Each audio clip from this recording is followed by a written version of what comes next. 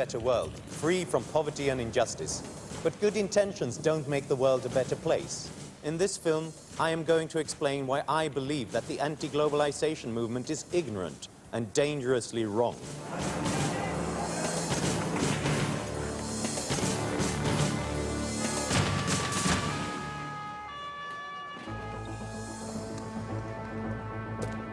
The protesters claim that globalization creates poverty. They are wrong. All countries used to be poor. It's only in this new era of modernization that countries have started to escape destitution. In the past 50 years, 3 billion people have been lifted out of poverty. This is historically unique. Far from making the world a poorer and more unfair place, my research as a writer has convinced me that global capitalism could make the whole world as wealthy and free as Europe is today, if only we let it. In fact, poverty is on the way out in those countries that have integrated into the global economy. 150 years ago, my country, Sweden, was poorer than most African countries are today. And this bay was little more than a dump for Stockholm's excrement and garbage. But we embraced globalization, by which I mean a free market economy based on the right to start a business and trade without restriction. And just look at our wealth today. I'm setting out on a journey, first to Taiwan to see how globalization leads to wealth and democracy. Second, to Vietnam to find out what multinationals are really doing to developing countries. And finally to Kenya to try and discover why Africa is still so desperately poor. Far from being a threat to mankind, I'm going to show that global capitalism is its savior.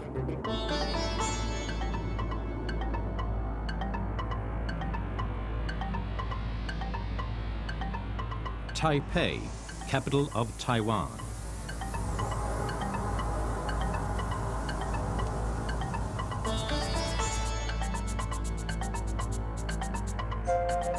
Just 30 years ago, people in this tiny East Asian country were poorer than many Africans today. Malnutrition was widespread and there were no natural resources. Today, its people are as rich as the Spanish.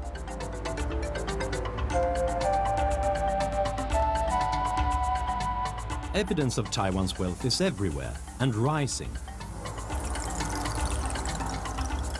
In the 10 years since they began modernizing, Taiwanese poverty rates were cut by more than half.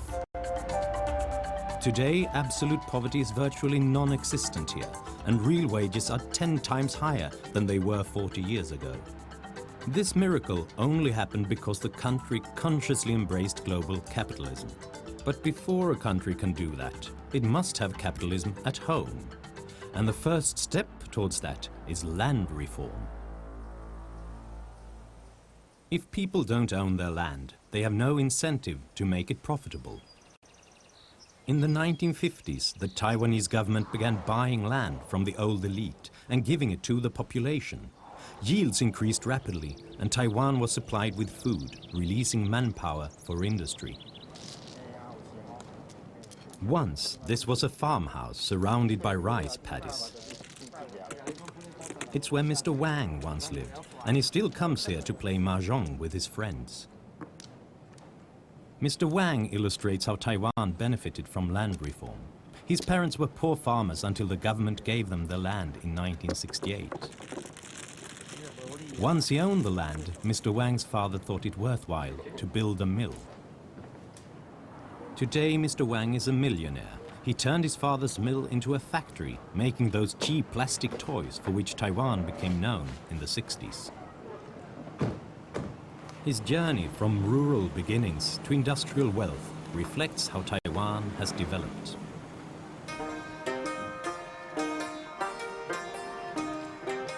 At a nearby tea house, I asked Mr. Wang how it all began.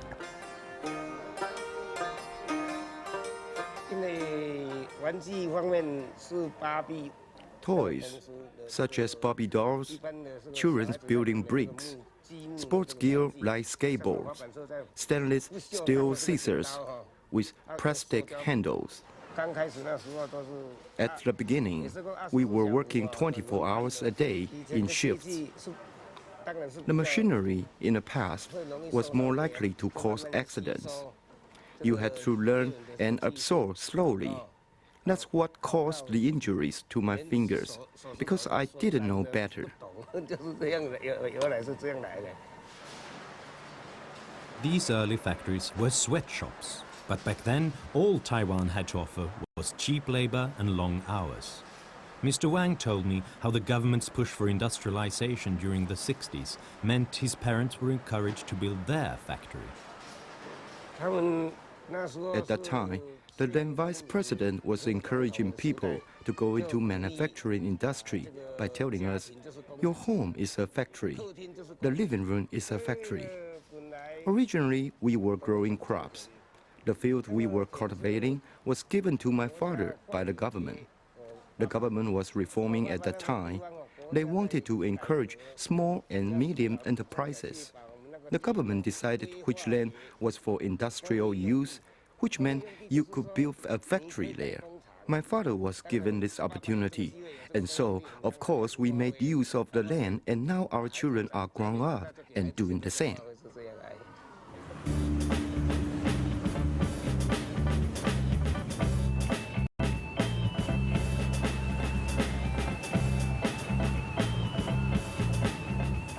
Mr. Wang's generation gave Taiwan sweatshops, churning out cheap goods for Western markets.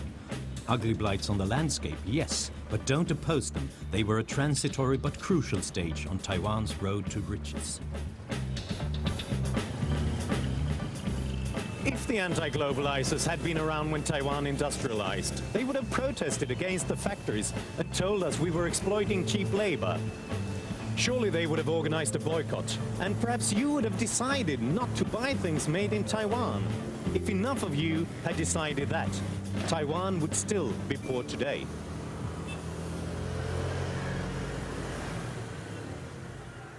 As Mr. Wang and his generation became successful, more and more factories sprung up, which meant there was an increasing demand for labor.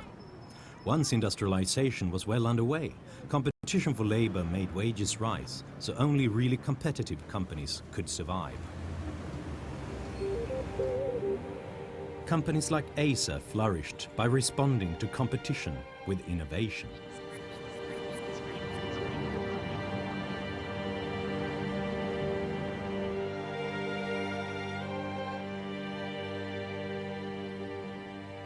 Stan Shi, Acer's chief executive officer, is known for inventing Taiwan's first desktop calculator and the world's first pen watch. Today, Acer is the 7th largest IT provider in the world. This is the first machine we export to the international market. So this is 1981. We train about 3,000 engineers in Taiwan based on this type of machine. So I'm so happy about that. This is really great. And this is the first computer in end of 83. We introduced one of the first compatible computer in the region. Oh, and where was this exported? Almost everywhere. Mr. Shi invited me to join him at his lunchtime workout in the company gym.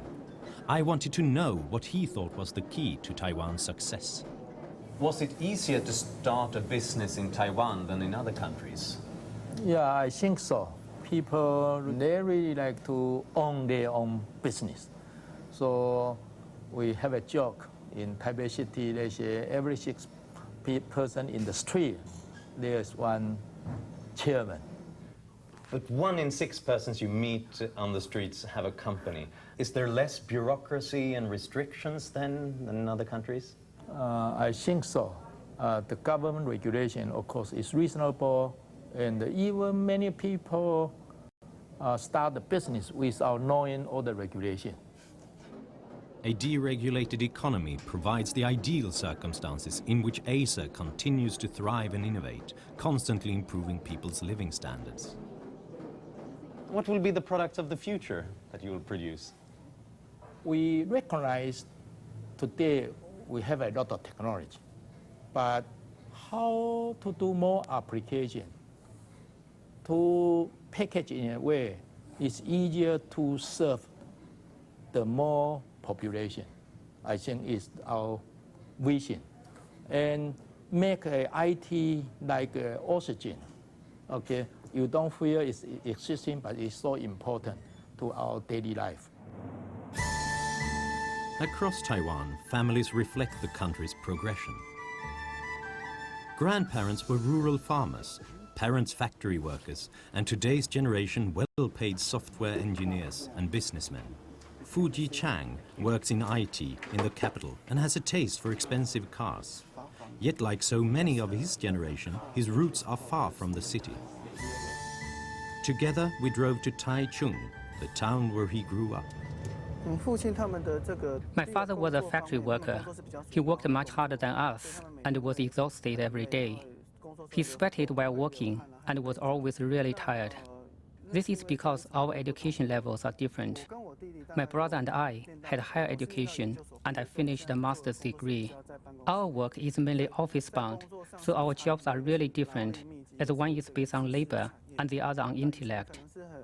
We used to be very poor, but now we are middle class, comfortably off. Most of my generation now works in the high-tech industry. This mirrors Taiwan's change in the last 20 to 30 years. Fuji's mother still works in a factory. But for her generation, this was a step up from farming and meant parents could afford to educate their children properly. Rising prosperity also increases the returns on that education. My parents were farmers. Back then, I really wanted to be educated. But when I finished primary school, my parents told me that I was the eldest, so I had to earn extra money for the family. I used to make shoes. I had to earn the money because I had two kids. Fuji and his younger brother needed to be educated. I'm very happy with what he has achieved so far. He's a good man, always striving to get ahead. He's very good to me. How can I put this? Well, he got married recently, and I went to Taipei City. His general manager and the deputy general manager told me that my son was brilliant. I was so happy to hear it that I cried.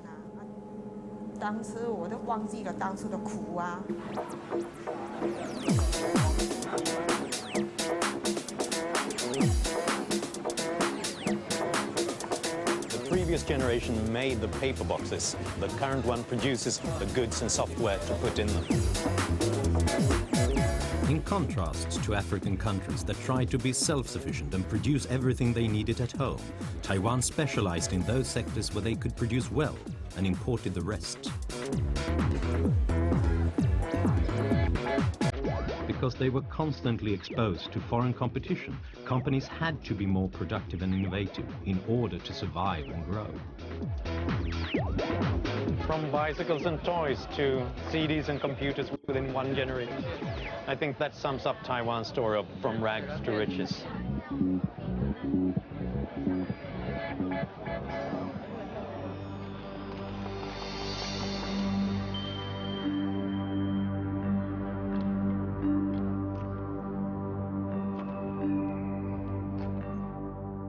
Globalization makes a country wealthy, and it's this wealth which breeds a middle class with a vested interest in economic freedom and democracy.